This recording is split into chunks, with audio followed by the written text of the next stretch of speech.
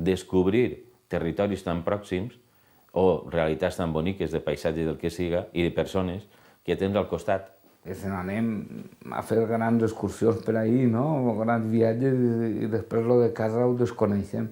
Des de València, quan estudiàvem a València, en l'escola de magisteri, parlaven molt de l'Alcoià Comtat.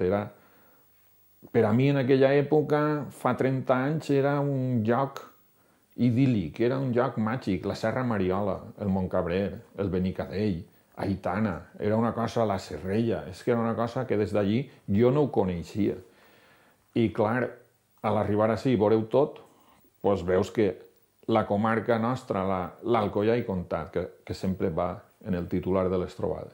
Perquè moltes voltes vivim molt a prop, però estem molt lluny, no?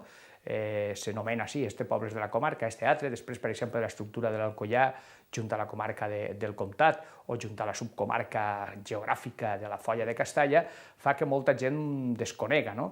I el fet de passar un dia o migdia allà amb els xiquets i les xiquetes, amb els mestres, fent jocs i fins i tot fent excursions, itineraris. En la nostra trobada vam fer una de les activitats prèvies, va ser una excursió que vaig ir de Catamarruc a Alcalà, i n'hi havia gent de Planes que no havia fet mai anar per aquest tros de serra i la van descobrir en la trobada, gent ja gran de Planes, gent major.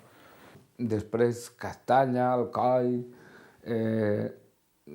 Onil, Banyeres, Ibi, però sobretot me'n recorde de l'Orxa perquè és el poble més extrem de la comarca des del punt de vista de Banyeres, perquè estem a l'altre extrem, no?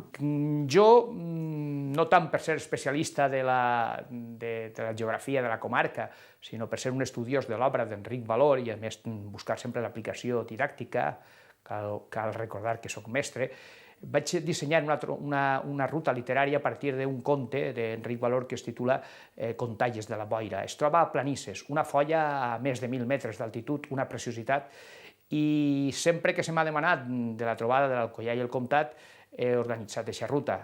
Quan coneixes una cosa la valores més.